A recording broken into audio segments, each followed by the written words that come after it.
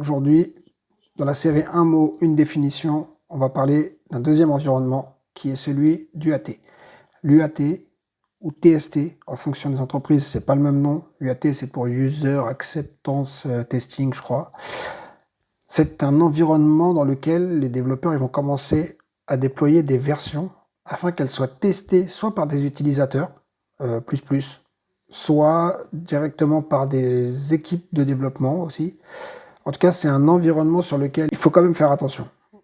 C'est-à-dire qu'il va servir aussi bien à tester des versions logicielles qui ne vont pas aller en prod, mais aussi celles qui vont aller en prod par la suite. Surtout, il y a des vrais utilisateurs connectés derrière qui sont des utilisateurs plus plus. Alors bien entendu, on le monitore nous, mais il peut avoir des soucis, il peut être cassé, puisque la version qui arrive dessus, ça reste du test. Et l'objectif, c'est un peu de pousser à bout l'application.